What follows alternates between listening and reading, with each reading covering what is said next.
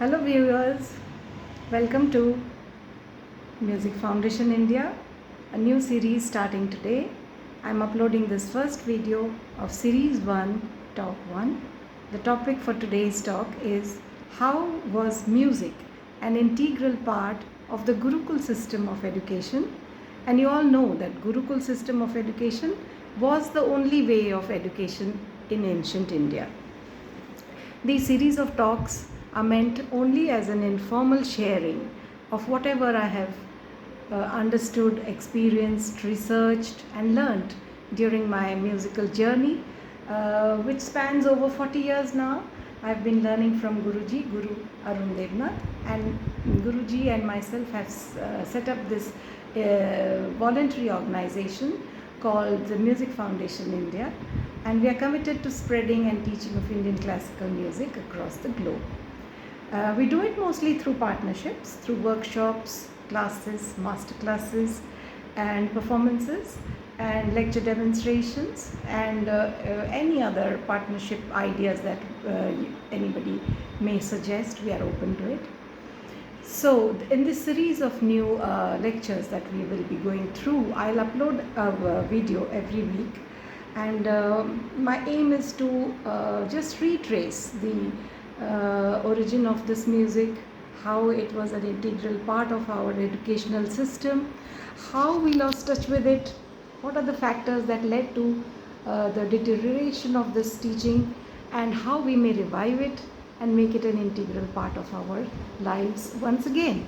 So to start with today's discussion, the topic is, as I said, how was music an integral part of the Gurukul system in ancient India? Now, music played a very significant role in the Gurukul system.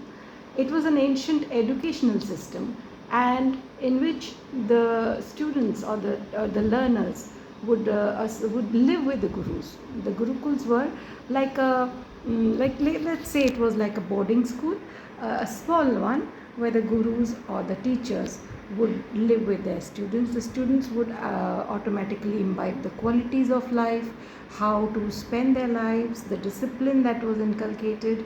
So all this formed a part of their training.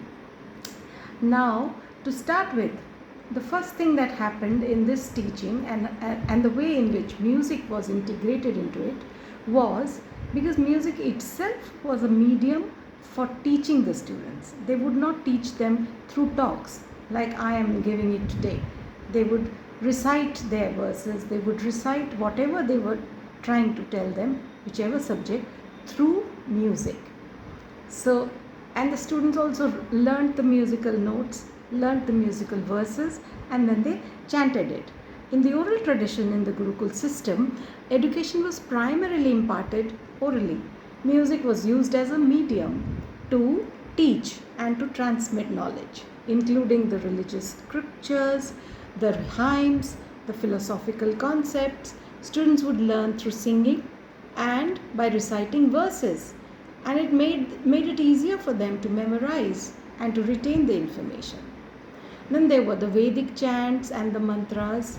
The Vedas, or the ancient texts or the sacred texts of India, they were traditionally recited through specific musical intonations known as the Vedic chants.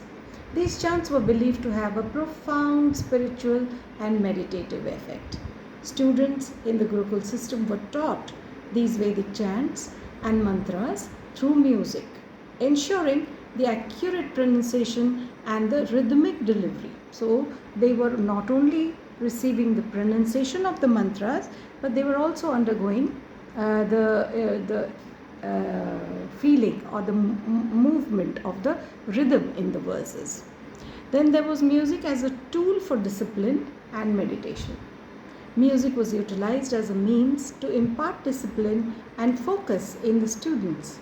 Learning music required concentration, patience, and a disciplined approach. And as the students practiced music, it helped them to develop a sense of control over their mind and on their emotions.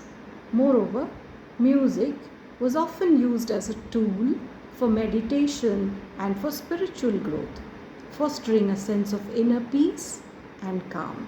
So, if anybody wanted to learn meditation, they would often be taught through music, by learning an instrument or by singing a rag or by chanting of the verses. They would automatically learn to meditate, and this meditation gave them a tool for discipline and for inner peace. Then there was the cultural and aesthetic development. In the Gurukul system, it aimed to provide a well-rounded education, including the development of aesthetics and an appreciation for art. Music being one of the fine arts, it played a crucial role in nurturing the cultural sensibilities. Students were encouraged to learn various musical instruments such as the veena, the flute, the pakhawaj, or mostly it was the vocal music. And this enabled them to develop their artistic skills and appreciate the beauty of music. Then there was the connection with the deities and the rituals. We all know this, that music was closely associated with religious rituals and worship in ancient India. Gurukuls taught students devotional songs and bhajans, and these were sung during religious ceremonies and during the festivals, and there were many of those. So students were encouraged to establish a deep connection with the deities through music by fostering a sense of spirituality and devotion. So overall, music was an integral part of the Gurukul system as it catered to various aspects of education such as spirituality, discipline, cultural development. It served as a medium for imparting knowledge, instilling discipline, fostering the aesthetic sensibilities, and connecting with the higher spiritual realms. So I hope these words have helped you to understand how music formed such an important part of the educational system in ancient India. Bye bye. Thank you. Take care of yourselves, and we'll meet each other again on a next video.